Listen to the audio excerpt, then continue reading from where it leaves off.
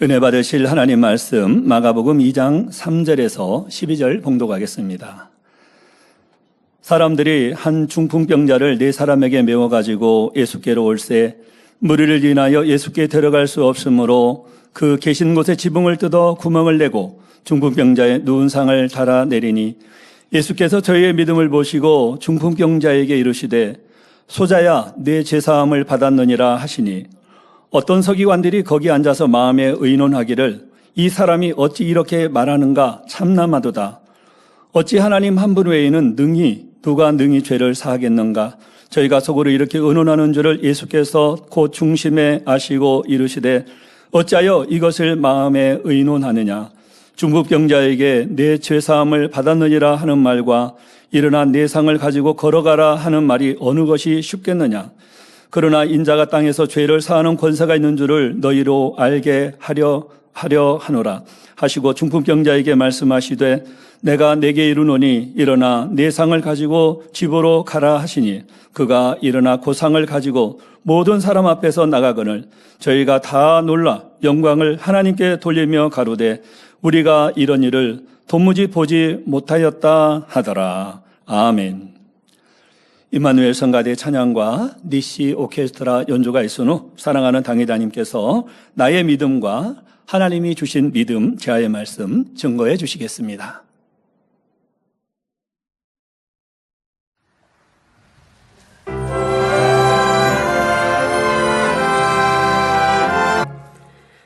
해외 선교사 및 성도 입국 소식 소개입니다. 오늘 주일 대예배에는 인도네시아 GPDI 호산나 나라다 교회의 다니 사트리안토 목사님 부부와 예수교 연합선교회 아프리카 총회장이시며 케냐 나이로비 만민교회 담임이신 문신현 목사님과 빅터 아보오루 목사님, 예수교 연합선교회 중남미 총회장이시며 콜롬비아 만민교회 장정현 목사님, 김향숙 사모님과 성도님들, 일본 동경 타바타 만민교회 정경태 목사님과 성도님, 태국 치앙라이 만민교회 이재훈 목사님, 이순옥 선교사님과 성도님들, 몽골 만민교회 밧저릭 선교사님과 성도님들이 함께 하고 계십니다. 베네수엘라, 페루, 대만, 말레이시아, 싱가포르, 파로제도 등 14개국 성도님들께서 만민학예 수련회 참석차 입국하여 함께하고 계십니다. 자리에서 일어나실 때 따뜻한 박수로 환영해 주시기 바랍니다. 네, 환영합니다. 사택 성전에서 예배하셔서 조금 이 통역이 이게 들으시는 게 좀 늦네요. 네, 그렇죠. 네. 그거 이양해 주시면 되겠습니다. 네, 환영합니다. 네. 네. 네, 말씀에 들어가도록 하겠습니다. 사랑하는 성도 여러분, 내일부터는 사모하고 기다렸던 2025 만민 학예 수련회가 시작됩니다. 치료와 응답, 축복의 시간, 성령 충만함과 주님의 사랑이 회복되는 은혜의 시간이 펼쳐질 것입니다. 하나님께서는 자녀들에게 좋은 것 주고자 준비하시고 폭포수와 같이 부어주실 터인데 여러분은 받을 준비를 마치셨습니까? 아버지 하나님의 은혜 주시고 축복해 주셔도요, 내가 받을 그릇이 없으면, 그러니까 어떤 분들은요, 그 자리에서는 분명 은혜 받았어요. 그리고 할 수 있을 것 같았어요. 그런데 돌아가서는 그 은혜가 사라지는 거예요. 왜 그럴까요? 준비된 그릇이 아니었기 때문이에요. 은혜를 한없이 부어주실 때는요, 조금 이게, 준비되어 있지 않는 사람도, 좀 강팍한 심령도 은혜를 받는 이러한 하나님의 축복이 있을 때가 많습니다. 그런데 은혜 받았는데 돌아가서 다 잊어버린다, 사라졌다라고 하는 건 왜 그럴까요? 내가 길가봐 돌짝밭이어서 그럴까요? 그런 분들이라 할지라도 미리미리 준비하였다면 오늘 주신 그 은혜를 유지하는 것이 더 길어지는 것인데 여러분들은 이 학예수련회를 어떻게 준비하셨습니까? 이 시간 말씀을 통해 부족한 것이 무엇인지 깨닫고 하나님께서 원하시는 모습으로 신속히 변화되어 여러분 모두 간증의 주인공이 되시기를 바랍니다. 그리고 내가 아무리 준비했어도 하나님의 응답과 축복을 받으려면 내 준비만으로는 안 돼요. 준비하셨던 분들은 그래도 내가 한 수고와 노력이 있으니 응답받을 나의 수고는 하신 거고, 그 다음은 하나님의 은혜입니다. 또 그 은혜를 어떻게 더 겸비히 기다리시는지 여러분들도 오늘 하루 또 내일 수련회 장소에 오시는 자동차 안에서도 그렇게 하나님의 능력과 은혜를 기다리고 믿고 의지하시면서 모두가 축복의 간증의 주인공이 되시기를 바랍니다. 성도 여러분, 성경 말씀은 살아 있습니다. 믿는 자들에게는 성경의 기적이 문자 기록으로만 그치지 않고 오늘날에도 동일하게 나타납니다. 우리가 신앙생활하면서 성경을 열심히 읽을 때, 하나님은 이런 분이구나. 예수님은 이렇게 살아계셔서 치료하셨고 문제 해결해 주셨구나 라고 하는 것을 마음으로 받는다? 이분들은 참 선한 마음을 가진 것이죠. 그런데 마음으로 받았는데 그런 역사가 내 삶에 나타나지 않으면 영적인 믿음을 가질 수가 없는 거예요. 성경에는 분명 치료와 응답의 역사가 있는데 내 삶에 나타난 일들의 간증이 없고, 또 내가 다니는 교회 안에 이런 하나님의 역사를 체험한 분들의 간증이 있지 않다면 그것은 2000년 전 예수님의 때에 성경에 기록되어 있는 그런 역사이고, 그러니까 자꾸 예수님의 시대에는 능력이 있고 치료가 있고 권능이 있지만 그 이후에는 그냥 성경을 읽으면서 마음으로 믿으면 돼, 이렇게 가르치지만 하나님의 역사는 오늘도 동일하게 나타나는 것입니다. 마태복음 8장 13절에 보면 예수께서 백부장에게 이르시되 가라 내 믿음대로 될지어다 하시니 그 시로 하인이 나으니라 했습니다. 이처럼 믿은 대로 역사되는 것, 이것이 실제로 체험할 수 있어야 합니다. 예수님 시대에만 능력 권능으로 끝났나요? 예수님의 다음 세대인 사도들, 초대교회에도 하나님의 놀라운 역사가 나타났기에 교회들이 부흥하고 핍박의 때에 승리할 수 있었다, 성경은 기록하시죠. 그런 말씀을 붙들고 우리 교회도 하나님의 능력이 나타나는 살아있는 교회, 초대교회가 되기 원합니다 해야 할 터인데, 초대교회의 봉사, 헌신만 강조하고 하나님의 역사가 있지 않다면 성도들이 어찌 이 험한 세상, 원수마귀 사단이 다스리고 있는 이 악한 세상을 승리하고 이길 수 있겠습니까? 그러니 우리는 성경의 역사가 지금 현재에도 나에게도 나타나야 하지요. 이는 참 신앙을 가진 성도의 특권입니다. 참 신앙을 가진 성도는 이렇게 성경상의 역사가 우리의 삶에, 우리의 교회에 나타나는 것이죠. 그런데 혹 나는 분명히 믿는데 왜 응답이 오지 않습니까? 라고 질문할 분도 계실 수 있습니다. 하나님께 응답받기 위해서는 나는 믿습니다 하는 것만으로는 안 됩니다. 그러면 어떻게 해야 하는지 본문 말씀을 중심으로 3가지 조건을 말씀드리겠습니다. 이 말씀이 생명과 능력이 되셔서 무엇이든지 구하는 대로 응답받아 하나님께 영광 돌리는 여러분이 되시기를 주님의 이름으로 축원합니다. 사랑하는 성도 여러분, 먼저 본문 말씀을 살펴보겠습니다.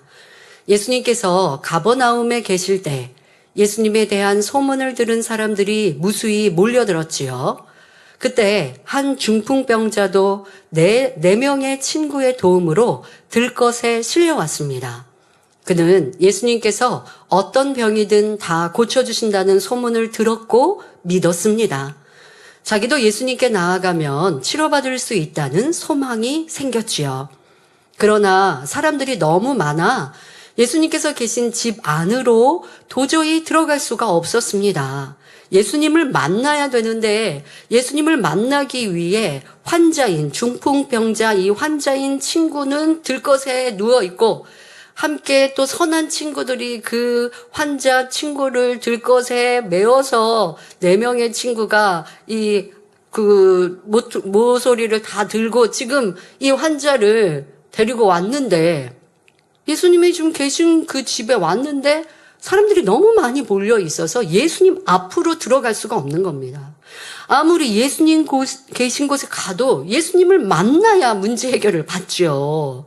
근데 예수님을 만나기 위해 이 수고를 무릅쓰고 왔는데도, 그런데도 예수님을 만날 수 없습니다. 더구나 들것 채로 사람들을 비집고 들어가려고 할 때 많은 사람들이 길을 터주어야 하니 더 어려운 상황이죠. 이 본교회도 보면 사모함이 지나치면 양보가 없어지고 서로 배려가 없어지는데요. 그런데 하나님이 원하시는 건 사모해도 중환자가 있으면 좀 피해주고 양보해주고, 성도님들도 이렇게 계실 때 많은 분들이 약속돼 있지 않은 만남들, 그러니까 뭐 제가 주일날 설교하러 올 때도 보면 학생부도 있고 청년 성도도 있고 또 먼 교구에서 오늘 마음 딱 먹고 이렇게 오신 분들도 있고 합니다. 그러면 제가 들어올 때면 제가 볼 때는 이렇게 뭐 좌측부터 라든가 좀 한마디씩 할 수 있는, 서로 좀 양보하면 좋은데 서로 고백을 하시다 보면 어떻게 들을 수가 없어요. 그래서 저는 제 나름대로 정해서 이쪽부터 이렇게 쭉 보면서 인사를 하고 잠깐 얘기를 하거나 눈인사를 해도 그렇게 하거든요. 성도님들도 지혜로우면 그걸 이렇게 파악하시면 좋죠. 지혜로운 성도님들은요, 다니엘처럼 제가 인도할 때 예를 들어 주의 종, 장로, 레이족을 위해 기도합시다라는 기도 제목을 한 가지로 하지 않습니까? 그럴 때 제가 월요일, 화요일, 수요일을 주의 종님은 월요일날 더 진하게 기도하고, 장로님은 화요일날 더 많이 기도하고, 레이족은 수요일날 더 많이 기도하고, 이렇게 하는 걸 캐치하셨더라고요. 제가 입으로 이렇게 설명한 적은 지금 처음인데요. 그걸 캐치하셔서 그렇게 하신다고 했다는 얘기를 제가 듣고 참 반가웠습니다만은, 그런데 제 기도를 열심히 들으시는 것도 고맙지만 여러분 기도를 간절히 하십시오. 그래서 이렇게 내가 기도할 내용이 많으면 이것도 참 지혜롭겠구나 하시는 걸 좀 터득하셨으면, 그 다음에 여러분들도 주의 종, 장로님, 레이직을 위해서 많은 내용을 기도할 수 있으면 참 좋겠죠. 그러니까 그런 내용들, 이렇게 기도하면 좋겠구나라는 걸 알기 위해서 제 기도에 집중하셨으면 이제 그 다음부터는 또 그렇게 기도 내용들을 여러분 거 삼아가시면 됩니다. 사모함이 지나치다 보니까 이렇게 예수님 앞에 나온 사람들도 좀 서로 배려하고 양보하면 좋은데 그렇지 못한 이런 상황에 중풍병자와 이 4명의 친구는 안타깝죠. 이런 상황에 포기하지 않고 방법을 찾았습니다. 지금 예수님을 만나면 치료받겠다라는 확고한 믿음이 있기 때문에, 이런 사실 조금의 역경 아닙니까? 친구의 집에서 그 환자 친구를 들것에, 요즘은 들것이 잘 만들어졌지만 예전에는 들것이 따로 있었겠습니까? 그냥 뭐 담요 같은 이불에다가 뭐 나무 같은 걸로 싸서 들것을 만들었는지, 아니면 이렇게 그냥 이불에다 눕혀서 이불을 서로 4명의 친구가 들러 업고 왔는지, 자, 이러한 상황, 이것만으로도 수고스러움이 있었어요. 이렇게 행했으니까 하나님이 좀 치료해 주실 법도 한데, 그런데 그것으로는 아직 온전하지 않습니다. 예수님 앞에 나아가야 응답과 축복을 받습니다. 그런데 이게 약간의 부딪힘이 있고 어려움이 있는 이 상황에 환자와 이 친구들은 포기하지 않습니다. 어떻게든 예수님께 나아가려 하니까요, 누구도 상상하지 못했던 길, 방법을 발견하더라는 것입니다. 사모함과 믿음이 그렇습니다. 자, 바로 예수님이 계신 집에 지붕을 뜯어내서 중풍병자를 이 지붕에서 달아내리면 되겠다라는 것이죠. 예수님은 집 안에 지금 들어가 계시고 그 집 안에 계신 예수님을 둘러로 집 밖까지 사람들이 모여 있으니까, 그러니까 예수님 앞에 이 환자 친구를 보내려면 이 지붕에서 내리는 방법, 그러니까 지붕을 뜯어서 내리면 되겠구나, 이렇게 이제 지혜가 온 것이죠. 당시 집의 지붕은 갈대와 진흙을 섞어 만들었기에 이렇게 지붕을 뜯어낸다 하는 것이 가능한 상황입니다. 여기에서 육신의 생각을 동원하면 남의 집인데 훼손해도 될까? 지붕을 뜯는 동안 예수님이 계신 집안에 흙먼지가 날릴 텐데 어떡하지? 이처럼 지붕을 뜯어내기 어려운 이유는 얼마든지 있었습니다. 그러나 지금 이 순간 예수님께 나아가야만 응답받을 수 있다는 믿음이 그 모든 이유를 사라지게 만들었지요. 이것이 응답받기를 참으로 사모하며 예수님을 진정 신뢰하는 모습입니다. 이렇게 하여 결국 중풍병자는 예수님을 만날 수 있었습니다. 자, 그런데 여기서 이 말씀 들으니까, 야, 이제 나도 이 중풍병자와 4명의 친구에서 답을 얻어서 하나님의 사람, 하나님의 종이 있으면 물불 가리지 말고 그 앞에 돌진해야겠다. 그러시면 안 됩니다. 이제 저 앞에 막 제가 지나가는데 성도님들이 인사하는데 저를 붙잡고 놓지 않으시고 그러면 이거는 또 응답 못 받는 무례함이 될 수 있어요. 오늘 말씀을 잘 들으시고 여러분들이 마음의 온전한 믿음을 갖고 하나님을 기쁘시게 하는 행함을 보이는 것, 여기에서 답을 얻으셔야지. 중풍병자와 친구들이 지붕을 뜯어서 갔으니 야, 이제 사태가 앞에서 진치고 있어야겠다 이러고 계시는 건 믿음이 아닙니다. 지금 이들의 행함에 하나님을 기쁘시게 할 수 있는 행함은 이런 모습이었고, 여러분들은 여러분들의 삶 속에서 하나님을 기쁘시게 하는 행함이 무엇인가를 성령과 함께 깨달으셔야 되고요. 이제 구체적인 행함에 대하여 하나님이 여러분들에게 요구하시는 행함을 설명해 드릴 때 거기에서 답을 얻으셔야지. 지금 이 환자와 친구들이 예수님 앞에 환자를 달아서 내린 것, 요 방법만 가지고 그냥 하나님의 사람이나 하나님의 종이 있으면 내가 붙들어야지, 이게 답이 아니에요. 이거 오해하시면 안 되겠습니다. 자, 친구들과 환자가 이렇게 대단한 믿음의 행함을 내보였습니다. 자, 그러나 아직은 어떤 역사도 일어나지 않았습니다. 들것을 지붕에서부터 내려놓아서 땅으로 딱 예수님 앞으로 환자가 내려졌을 때 환자가 그냥 그 자리에서 일어났어요? 그래서 걸어갔어요? 아니었다는 거예요. 자, 그러면 언제 응답이 임했을까요?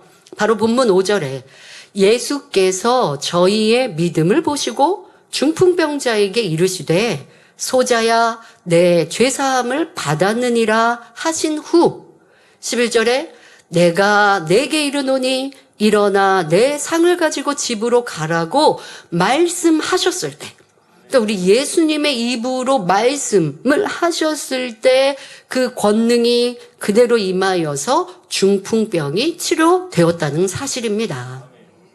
성도 여러분, 이 내용에는 믿음으로 응답받는 영적인 조건 3가지가 담겨 있습니다.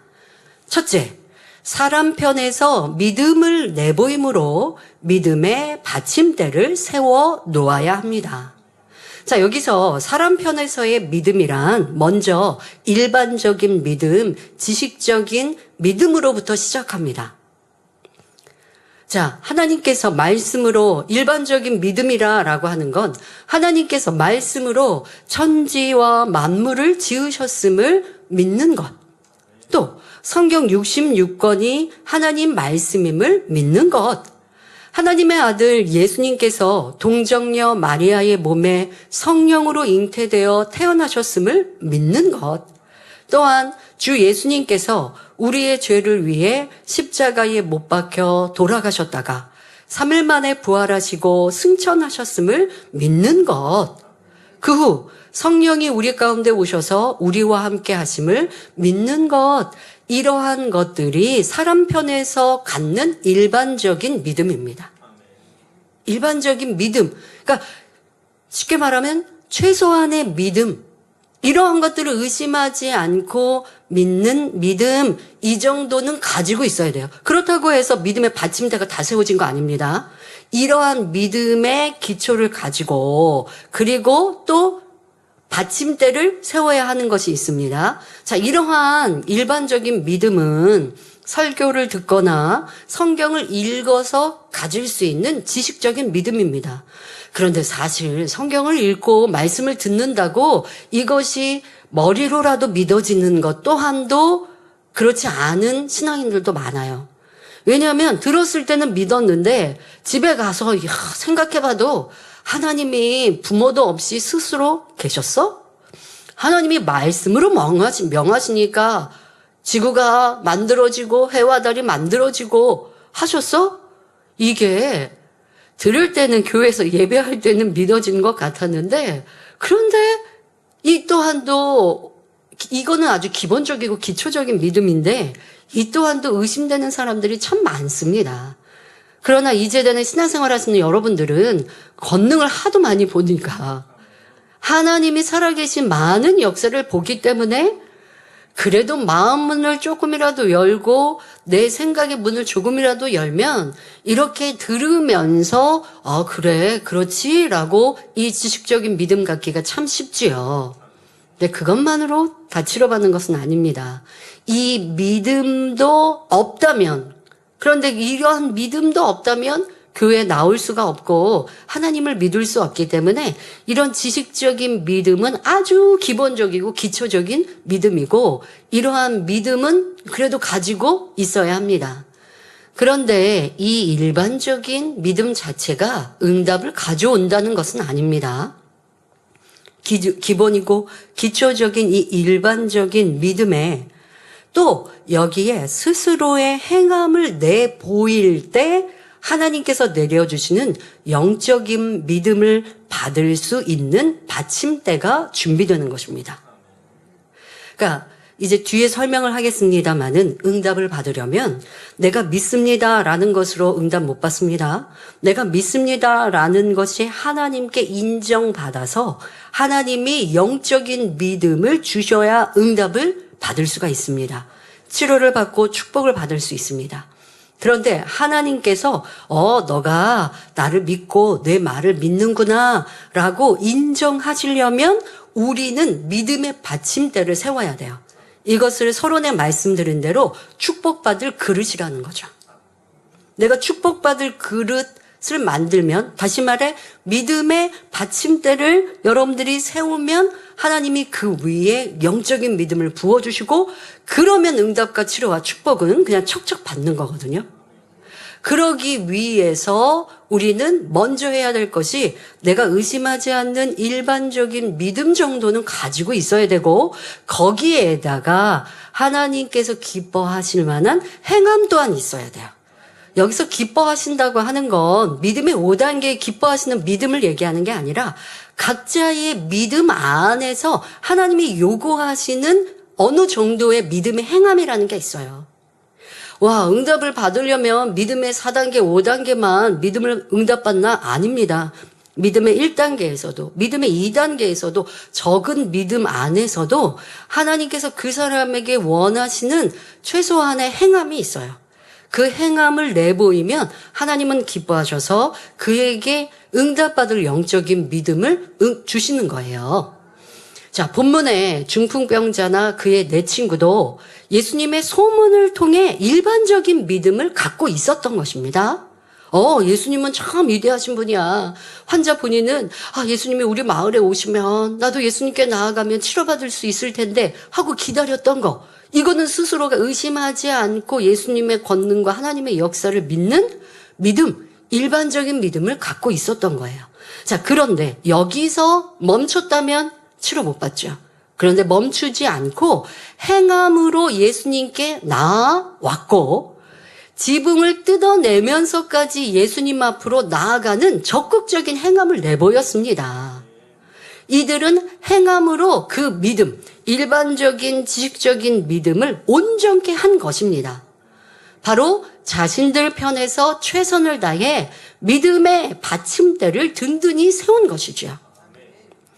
예수님은 참 위대하신 하나님의 사람이야. 그렇게 하나님의 권능을 나타내시는데 친구들 입장에서는 중풍병자인 내 친구도 예수님을 만나면 치료받을 수 있지 않을까 하는 기대, 바람.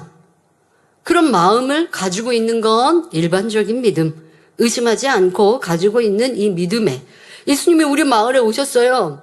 그러니 그래. 그러면 우리도 예수님께 찾아가자. 그리고 나서 찾아갔던 행함. 행했는데 이게 또 담이 딱 막혀 있네요. 예수님 앞으로 들어갈 수가 없어요. 그러니 지붕이라도 뜯어내서 환자를 내리는 이러한 행함. 이 적극적인 행함이 믿음의 받침대가 된 것입니다. 그럴 때에 지식적이고 일반적인 믿음에서 하나님께서 기뻐하시는 믿음이 되는 것이에요. 이것이 바로 축복받을, 응답받을 그릇이라는 것입니다. 본문 5절 전반절에 예수께서 저희의 믿음을 보시고 라고 한 것처럼 자신들의 믿음을 예수님께서 보실 수 있도록 행함으로 확실히 내보인 것입니다. 오늘날도 마음의 소원을 응답받으려면 이처럼 믿음을 내보여야 합니다. 자신이 가진 믿음을 행함으로 보여서 하나님께서 보실 수 있도록 해야 합니다. 우리는 그런 말 하죠. 하나님은 우리 인생이 아니신지라 사람의 마음 깊은 것까지 다 알고 보고 계신다고. 그러니까 내 마음에 그냥 생각하고 품은 것도 다 아시니까 응답해 주시겠지? 그런데 응답이 오든가요? 아니에요. 내가 하나님이 응답하실 걸 믿으면 성경에 기록하신 대로 부르짖어 기도해야 돼요. 하나님이 아시니까 내 마음에만 품고 나 하나님이 아시니까 내가 소근소근 기도하고가 아니라 하나님이 원하시는 방법을 잘 찾아서 부르짖어 기도하라 하신 대로 하나님이 응답하실 줄 믿습니다 하고 부르짖어 나의 소원을 아뢰는 거예요. 이런 행함, 그것을 하나님께서 보시고 너가 나를 믿는구나 인정하시는 겁니다. 하나님은 신이시니까 우리의 마음 중심 다 아시니까 내가 믿음이 있는지 없는지 다 아시니까 믿음이 있으면 응답 주시고 믿음이 없으면 안 주시는 거지가 아니라 믿음이 있으면 믿음을 행함으로 보여야 하나님께서 기뻐하신다는 거예요. 그래서 우리가 하나님의 선하신 뜻 은사 집회, 치유 집회 때마다 설교할 때 하나님이 기뻐하시는 것, 하나님께서 온전케 하시고 하나님이 칭찬하시는 것 이런 구분이 있어요. 하나님의 선하신 뜻, 하나님의 기뻐하신 뜻, 하나님의 온전하신 뜻 의인들은 이걸 다 이루어 드렸다고요. 하나님이 그 사람의 마음에 선이 있고 믿음이 있으면 선하다 하세요. 그런데 그것을 행함으로 내보일 때 기쁘다 기뻐하세요.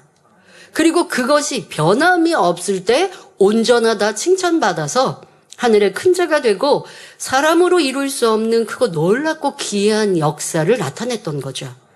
그렇다고 해서 우리가 치료받고 응답받는데 이런 의인들의 믿음까지는 아니라 할지라도 각자의 가진 믿음 안에서 그 믿음을 하나님께 내어 보이는 행함이 있어야 하나님께서 너가 나에게 응답받기를 원하는구나 하고 알고 인정하신다는 것입니다. 그런데 간혹 환자의 주변 사람들이 억지로 환자를 기도받게 하기 위해서 데려오는 경우가 있습니다. 이런 경우는 응답받기 어렵습니다.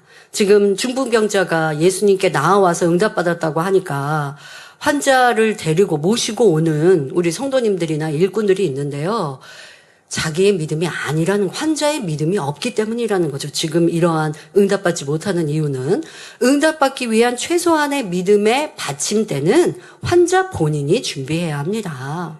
창조주 하나님도 믿어야 하고 예수가 왜 우리의 구세주가 되시는지도 알아서 믿고 나와야 하죠. 그래서 치료의 응답을 받으려면 최소한 십자가의 도 말씀을 양식 삼아야 한다고 늘 강조한 것입니다. 이와 같은 기초적인 말씀을 들어서 지식적인 일반적인 믿음이라도 갖고 그 믿음을 발판 삼아 스스로 나아올 때, 다시 말해 행함을 내보일 때 치료의 역사가 일어날 수 있는 것입니다. 그런데 스스로 기도받으러 나온 것만으로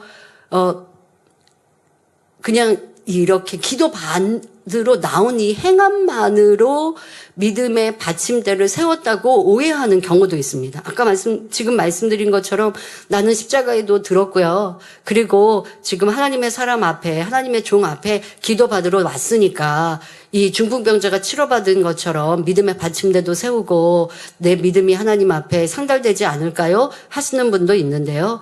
이 한 가지 더 생각해 보실 것 있습니다. 하나님을 믿는다고 했는데도 큰 사고를 당하거나 중한 질병에 걸려 기도받으러 나오는 경우, 그런데 앞서 말씀드린 대로 이러한 행함을 했어요. 나도 십자가도 들었고요. 그 전에 들었잖아요. 들었고 알고요. 믿고요. 의심하지 않고요. 그리고 지금 내 문제가 있어서 하나님의 사람 앞에 기도받으러 나왔잖아요. 라고 하시는 분들. 그런데 기도받았는데 응답 못 받았다라고 하시면 그런 분들이라면 스스로 답을 해보시기 바랍니다. 나는 온전한 주일 성수와 11조를 하였는가? 이 두 가지는 하나님을 믿는 사람이라면 누구나 준수해야 할 최소한의 계명입니다. 이 두 계명을 지키는 행함이 없었다면 응답받기는 어렵지요.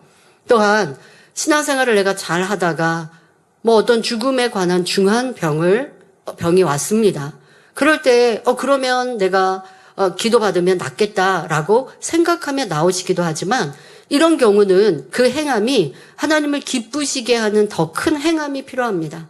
뒤에도 말씀드리지만 내가 지금까지 신앙생활 대충 했던 것, 하나님 말씀을 어기며 불순종하며 살았던 것, 내 주변 사람들을 괴롭게 하고 힘들게 하고 믿음의 식구들에게 예를 들면 돈거래하지 말라 했는데 그렇게 돈거래하지 말라고 당부하고 이 재단 말하는데 남의 카드 빌려다가 쓰고 빚지고 그게 드러나면 민망하게 생각했지만 또 반복해서 하고 이거는 하나님 앞에도 너무나 큰 죄이지만 믿음의 성도들에게도 너무나 있을 수 없는 잘못인데 한 번 했어도 이거는 큰 잘못인데 또 짐짓 반복 그러다가 내게 큰 어려움이 왔어요. 그러면 그제서 회개한다 하지만 이거는 참 회개가 되는 것이 어려운 것을 봅니다. 마음을 찢으며 또 내가 잘못하고 내가 손해 입힌 사람들에게 그 손해 배상 이상으로 하며 하나님 앞에도 화목제물을 드리고 이 사람들하고도 풀어야 될 게 다 많은데 그렇지 못하면서 내가 죄의 문제 해결받았습니다. 그러니까 나 하나님께 철저히 회개하고 있고요. 그러니 치료받을 수 있습니다. 말하지만 그건 자기의 믿음이지 하나님이 주시는 믿음이 아닌 것을 봅니다.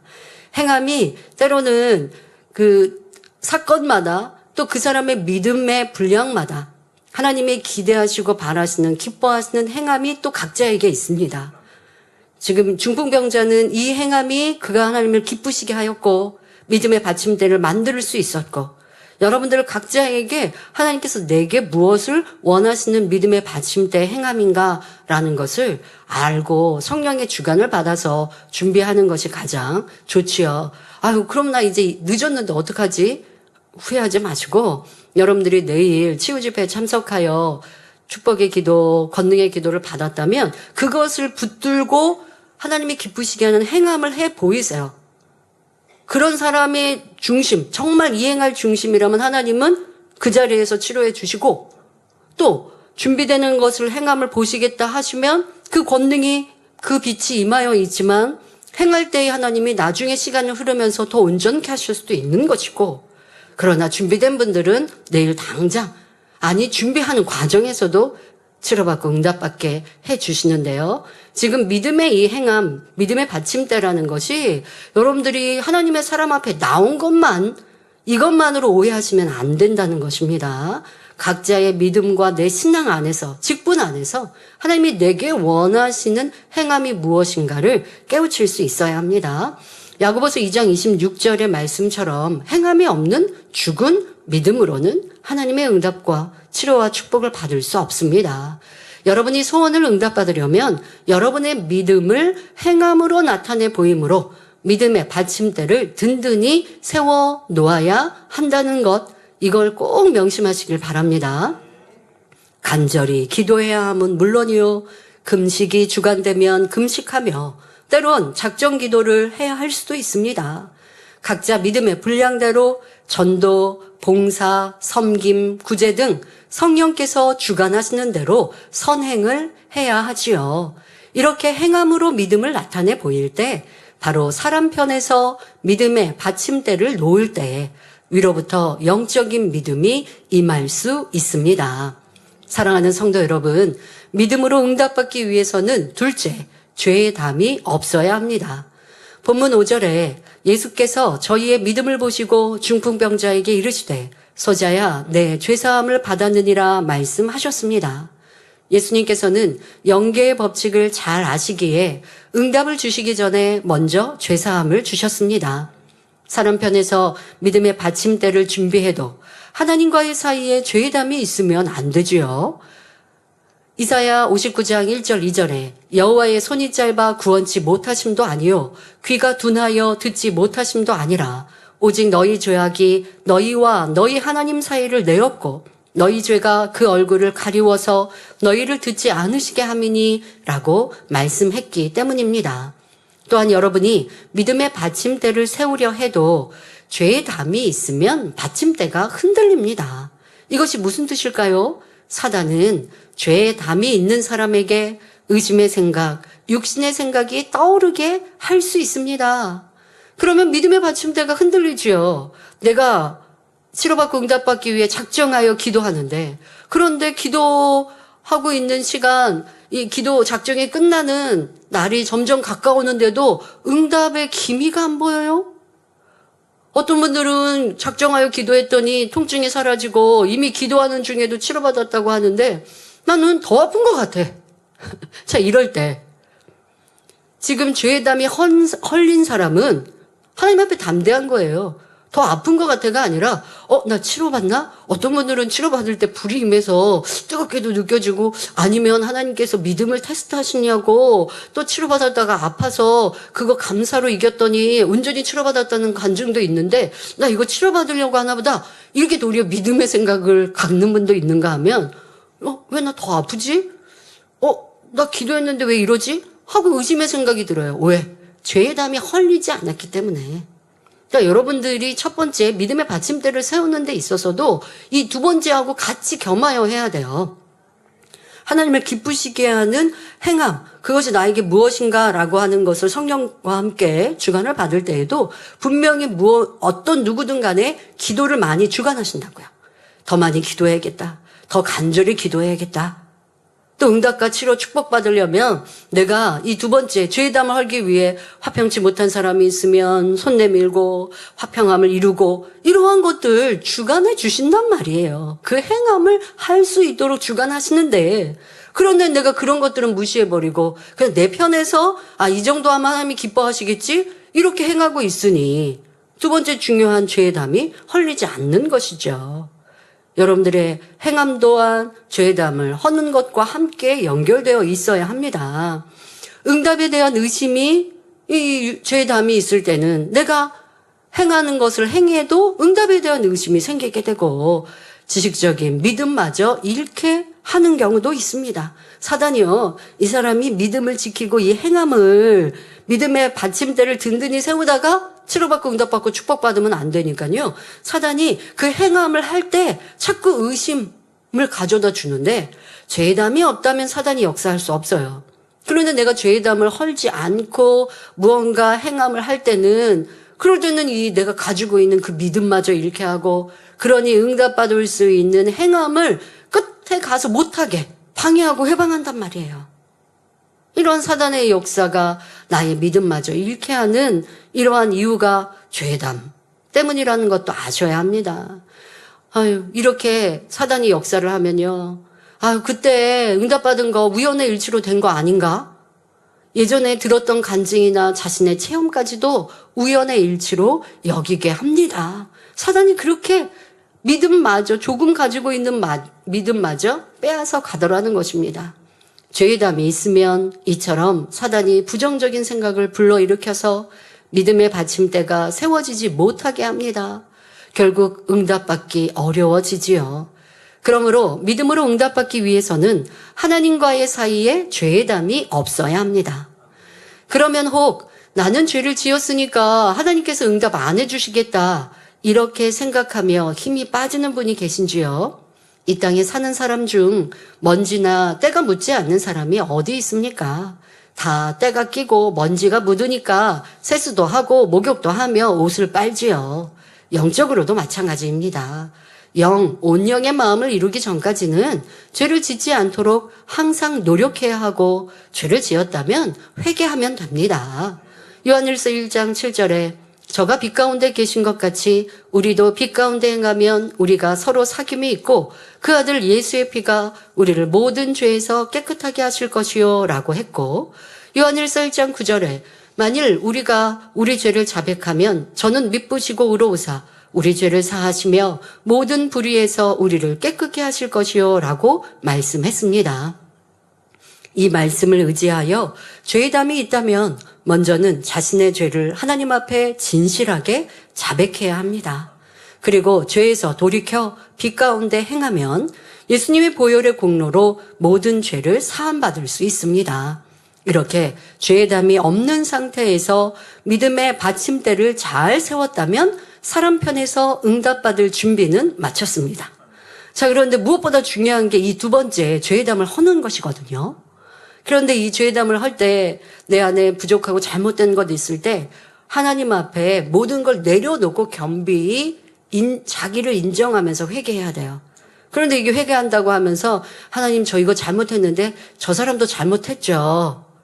이러고 있으면 안 돼요. 아니면 잘못을 회개한다고 하면서 아버지 하나님 제가요 이런 환경 너무나 힘든 환경 때문에 11조 좀 떼먹었는데요. 이거 회개인가요? 이거 회개 아니에요. 핑계대고 이유된 거예요. 제가요 하나님 이거 11조 드리고 싶은 마음 너무 많았는데 너무 물질이 어려워서 11조 못 드린 거 하나님 아시죠? 이거 회개 아니에요. 절대적인 진리 하나님 말씀에 어긋났으면 이유 변명 없어요. 11조는 하나님 것이라 했고 아니 하나님 모든 나의 소유의 전부가 하나님 것인데 10의 1조만 드려도 된다고 그러면 축복 주시겠다고 하신 말씀 제가 믿지 못하고 11조 했다 말았다 이렇게 말씀대로 살지 못했습니다. 믿음 없는 모습입니다. 용서해 주세요. 눈물로 통해자복해야 하는데 회개한다고 하면서 이유되고 변명하고 하라고 하니까 회개하는 척하면 죄담이 헐리지 않습니다. 그런 모습이 있었다면 오늘도 여러분들 철저히 나를 돌아보고 회개하시고 또 내일 첫날 도착 예배 시간 철저히 통해자복해서 막힌 다음 할 수 있어요. 여러분 그 순간이라도 할 수 있는 거예요. 간절한 내 마음 아버지 정말 잘못했어 이제 다시 안 그럴게요 라고 하는 마음 다시 안 그럴게요가 다시 안 그래야 돼요. 근데 다시 안 그럴게요는 형식적으로 해놓고 또 다시 그럴 마음 이러면 하나님께서는 안 들으시죠. 정말 내가 회개한 대로 진리 가운데 빛 가운데 살려는 다짐과 결단으로 철저히 회개하면 내일 도착 예배 시간 그 시간에도 죄담이 헐리는 거고요. 오늘 여러분들이 예배 후 단일처를 하시면서도 죄담 헐 수 있습니다. 그런 마음으로 내 회개가 참이었는지 점검하고 돌아보시면 좋겠습니다. 믿음의 받침대 세우고 내가 철저히 죄담 헐고 하면 여러분들 우리 사람 편으로 할 수 있는 것은 한 것입니다. 자, 그러면 응답받나? 아닙니다. 여기에 중요한 것이 있습니다. 이제 믿음으로 응답받기 위한 마지막 셋째 조건은 하나님께로부터 영적인 믿음을 선물로 받는 것입니다. 사람 편에서 아무리 잘 준비해도 하나님께서 영적인 믿음을 주시지 않으면 응답받을 수가 없습니다. 본문 11절에 예수님께서는 들것에 누운 채 지붕에서 내려진 중풍병자를 바라보신 후 내가 내게 이르노니 일어나 내 상을 가지고 집으로 가라고 말씀하셨습니다. 이것은 중풍병자의 믿음이 아니고 4명의 친구의 믿음도 아니었습니다. 바로 예수님의 믿음의 고백이었죠. 중풍병자와 내 친구가 마련한 믿음의 받침대 위에 예수님께서 영적인 믿음을 얹어주신 것입니다. 그러자 기적이 일어났습니다. 오랜 세월 중풍을 앓던 사람이 순간에 자기 발로 일어나 침상을 들고 유유히 걸어갔던 것입니다. 중풍병자는 보통 이제 마비가 옵니다. 편마비라고 해서 한쪽, 오른쪽, 왼쪽 한쪽이 마비되는 이런 경우가 많고 아니면 어쨌든 이 침상에 누워있는 사람은 스스로 걸을 수 없는 사람이죠. 그러니 침상에 누워서 온 것입니다. 그렇지 않다고 하면 그래도 절뚝거려 걸을 수 있으면 친구들이 부축해서 오지 모두 침상에 눕혀 오겠습니까? 그런데 지금 이렇게 온 것은 걷거나 거동을 할 수 없는 마비뿐 아니라 어딘가에 무언가에 큰 문제가 있는 이런 이였는데 그런데 예수님께서 말씀하시니 그대로 일어나 자기가 누워 있었던 침상을 들고 가는 놀라운 기적이 일어난 것입니다. 이처럼 마음에 믿어지는 영적인 믿음이 위로부터 임하면 일시에 변화가 옵니다. 염려, 근심, 불안, 초조, 절망이 사라집니다. 마음의 소원이 이루어진다는 확신이 생기지요. 바로 이러한 믿음이 올 때까지 기다려야 합니다. 간혹 이런 영적인 원리를 알지 못하여 믿음이 아닌 만용을 부리는 경우가 있습니다. 기다리라고 한다고 해서 그냥 마냥 손 놓고 기다리라는 게 아니라 앞서 말씀드린 첫 번째, 두 번째를 계속 하는 거예요. 믿음의 받침대로 내가 하나님을 기쁘시게 할 행함이 무엇인가를 계속 찾아가고, 또 내가 회개했는데 아직 부족한 게 무엇인가, 하나님 말씀을 기쁘시게 할 수 있는 선과 진리가 무엇인가, 이렇게 첫 번째, 두 번째를 계속 행해 나아가면 하나님이 어느 순간 내 마음 안에 확신을 딱 주시면서, 아, 이제 되겠구나. 욥기 강의 듣는 것처럼, 아, 이제 동이 트겠구나. 내게 빛이 임하는구나. 하나님이 역사하시겠구나. 기쁨이 임해요. 그때가 바로 영적인 믿음이 선물로 주어진 때인데요. 그렇지 않고 자기 육신의 생각으로 믿음이라 하고서는 행하였다가 어려움을 겪는 그런 사례들도 많이 있는 것을 보는데요. 이러한 일도 있었다고 합니다. 1960년대에 있었던 일입니다. 삼각산에서 신유 집회가 있었는데, 우리는 이제 기도원 같은, 기도원이 치유 역사가 나타나고 그런 치유 역사를 기대하는 그런 기도원들이 산 같은 데 위치하는 경우들이 있었는데요. 이때는 삼각산에 있었던 곳에서 신유 집회가 있었다고 합니다. 그런데 집회 도중 폭우가 내렸습니다. 계곡에는 물이 불어났고 급류가 흐르고 있었지요. 집회에 참석했던 두 사람이 먼저 귀가하기 위해 길을 떠났습니다. 그런데 급류로 인해서 길이 막혀버린 것입니다. 이때 이들은 베드로가 무리를 걸었던 일을 떠올리며, 주님, 베드로도 무리를 걸었는데 우리라고 못 걸을 이유가 있겠습니까? 주여 믿습니다. 기도했다고 합니다. 그리고는 계곡을 건너려고 들어갔다가 급류에 휩쓸려 죽고 말았지요. 이는 영의 지식이 없음으로 생긴 안타까운 사례입니다. 그들은 참 믿음을 내보인 게 아니지요. 하나님께서 영적인 믿음을 주실 때까지 기다렸어야 하는데 그러지 않았고 자기들이 생각하는 믿음대로 행했던 것입니다. 베드로가 무리를 걸은 것은 자기 믿음으로 된 일이 아닙니다. 베드로는 예수님과 함께라면 기적이 일어날 수 있음을 믿었습니다. 그래서 주여 만일 주시어든 나를 명하사 물 위로 오라 하소서라고 고백했지요. 믿음의 받침대를 놓은 것입니다. 그렇다고 무리를 걸을 수 있는 능력이 베드로에게 바로 생기지는 않았습니다.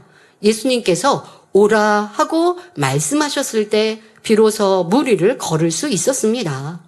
예수님께서 베드로에게 무리를 걸을 수 있는 영적인 믿음을 주셨을 때 베드로가 물 위를 걸었던 것입니다. 그런데 그 다음을 보면 베드로는 바람을 보고 무서워했고 물에 빠져갔습니다. 즉 베드로가 놓았던 믿음의 받침대가 흔들리다가 쓰러져 버리자 무리를 걷는 역사도 끝나고 말았지요. 이것이 영적인 법칙입니다. 성도님들도 이 점을 잘 알아야 합니다. 사업을 할 때든 병고침을 받을 때든 주 안에서 무슨 계획을 이룰 때든 마찬가지입니다. 내 편에서 최선을 다해 믿음의 받침대를 세우되 아버지 나의 믿음 위에 위로부터 영적인 믿음을 주옵소서 기도해야 합니다. 나는 기도했으니까 금식도 했으니까 하면서 무턱대고 내 생각대로 내 방법대로 내 계획대로 밀어붙이면 안 됩니다. 그래놓고 어려움이 오면 내가 믿고 기도도 하고 금식도 했는데 왜 안 되지? 해서는 안 되는 것이지요.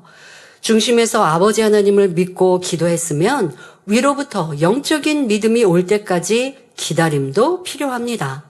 그래서 성경의 9가지 열매 중에 오래 참음도 있고 절제도 있습니다. 하나님께서 영적인 믿음을 선물로 주시는 때가 응답의 때입니다. 마치 마른 땅이 비에 흠뻑 젖은 것처럼 하나님께서 주시는 믿음으로 마음이 충만할 때 어떤 문제도 해결되는 역사가 일어납니다. 결론을 말씀드립니다. 사랑하는 성도 여러분, 이 시간 믿음으로 응답받기 위한 3가지 조건을 말씀드렸습니다. 첫째, 사람 편에서 믿음을 내보임으로 믿음의 받침대를 세워 놓아야 합니다. 둘째, 죄담이 없어야 하지요. 셋째, 위로부터 영적인 믿음이 임해야 합니다. 죄담이 없는 사람은 둘째 단계가 생략되어 응답이 그만큼 빠릅니다. 바로 사람 편에서 믿음의 받침대를 마련하면 그 받침대 위에 하나님께서 영적인 믿음을 얹어주셔서 이 2가지가 합쳐질 때 하나님의 역사가 번개치듯 일어날 수 있지요. 그런데 온 영의 마음을 이룬 사람은 죄의 담이 없음은 물론이요 믿음의 받침대도 잘 준비되어 있습니다. 그래서 요한일서 3장 21절 22절에 사랑하는 자들아 만일 우리 마음이 우리를 책망할 것이 없으면 하나님 앞에서 담대함을 얻고 무엇이든지 구하는 바를 그에게 받나니 이는 우리가 그의 계명들을 지키고 그 앞에서 기뻐하시는 것을 행함이라 말씀하셨지요. 이 말씀이 그대로 임하게 됩니다. 하나님 앞에서 담대하다는 것은 죄의 담이 없는 것이고 하나님 앞에 담대한 사람은 항상 하나님의 말씀 진리대로 행해 나아가고 있으니 믿음의 받침대도 항상 행하고 있는 것이고 세우고 있는 것이고 두 번째인 죄의 담도 없으니 이제 하나님께서 필요한 대로 구하면 척척 응답 주시죠. 이미 믿음의 받침대가 준비되어 있는데 늘 하나님의 나라를 위해 기도하고 충성하니 구하는 것마다 바로 응답받을 수 있습니다. 마치 은행에 저축해 놓은 돈을 필요할 때 꺼내 쓸 수 있는 것과 같지요. 믿음의 받침대를 항상 잘 세워놓은 사람이 아버지 저 이만큼 필요하니 주세요 하면 아버지 하나님은 오냐 알았다 하시며 척 하고 응답을 주시는 것입니다. 이처럼 영혼이 잘된 사람의 기도 제목은 하나님께서 필요를 따라 그때그때 바로바로 역사해 주십니다. 작정 기도를 하거나 금식 기도해야만 응답받는 것이 아니라 한 번만 기도해도 또는 마음에 품기만 해도 응답이 오지요. 반면 하나님의 나라를 위한 큰 응답은 믿음의 받침대를 혼자만 잘 세워서는 안 됩니다. 그러니까 이러한 개인적인 일들이라면 하나님 앞에 합당한 믿음의 삶을 살았을 때는 척척 응답받으나 이젠 나 혼자만의 일이 아닌 많은 사람과 함께 할 때는 또 이건 문제가 달라져요. 부서의 문제는 부서원 전체가 함께, 교구면 교구 식구가 함께 해야 합니다. 교회적인 기도 제목은 교회 전체가 함께 믿음의 받침대를 세워야 하지요. 이러한 영적인 법칙을 잘 터득하셔서 소원하는 기도 제목마다 응답받아 영광 돌려나가는 여러분이 되시길 바랍니다. 무엇보다 이번 만민학예 수련회를 통해 여러분 모두의 기도 제목이 신속히 응답받으시길 주님의 이름으로 축원합니다. 환자를 위해 기도합니다. 아픈 분들은 아픈 것 위에 손을 얹으시고 아프지 않으신 분들은 마음에 소원을 가지고 가슴에 손을 얹고 기도받으시기 바랍니다. 좋으신 아버지 하나님 감사합니다. 이 시간도 우리가 믿음으로 치료받고 응답받는 길에 대해 말씀 주셨습니다. 만민학예 수련회를 준비하는 과정 속에 얼마나 하나님의 기뻐하시는 행함이 있었는지 돌아보고 부족한 것이 있다 한다면 이후에는 더 온전한 우리의 모습으로 변화되게 하여 주옵소서. 준비했던 모든 그릇 위에 넘치는 응답과 치료와 축복으로 함께하여 주옵소서. 만민학예 수련회에도 크신 권능으로 함께해 주시나 또 이 시간도 머리부터 발끝까지 뼈마디 오장육부 신경주지 세포리까지 칭히 안수하여 주옵소서. 또한 모든 통증 사라지게 하여 주옵시며 질병균들도 태우시사 깨끗하고 강건케 하여 주옵소서. 그래서 믿음으로 학예 수련에 잘 참석하며 또 온전히 치료받고 영광 돌려나가는 사랑하는 성도님들 되게 하여 주옵소서. 한 주간 만민학예 수련회에 있습니다. 오가는 길도 평안하게 하시고 차가 운전하시는 성도님들도 안전운전하며 입양인의 차량도 지켜주시고 제 차량이나 또한 우리 성도님들 운전하실 때 대형 차량들 항상 지켜보여 주셔서 사고 위험 없게 하시고 평안하게 잘 도착하며 또 모든 행사 마치고 잘 돌아갈 수 있도록 지켜주옵소서. 또 우리 각 지방에서 오시는 모든 사랑하는 주교의 성도님들도 지키시고 안전운전하게 하시며 평안케 하여 주옵소서. 학예 수련회 모든 일정 동안 좋은 일기로 붙드시옵고 우리에게 아버지의 응답은의 축복을 마음껏 받아 누릴 수 있도록 입술과 마음 생각 잘 지키며 하나님의 기뻐하시는 날들 되게 하여 주옵소서. 수고하고 봉사하는 이들 위에도 축복하시며 만민 학예 수련을 통해 영광을 받으시고 또 전국 전 세계 만민의 성도님들 한 주간도 지키시옵고 인터넷으로 동참할 때에 큰 은혜와 감동, 치료와 축복이 동일하게 임하는 만민 학예 수련회가 되게 하여 주옵소서. 홀로 영광 받으옵소서. 감사드리며 우리 주 예수 그리스도의 이름으로 기도하옵나이다. 아멘.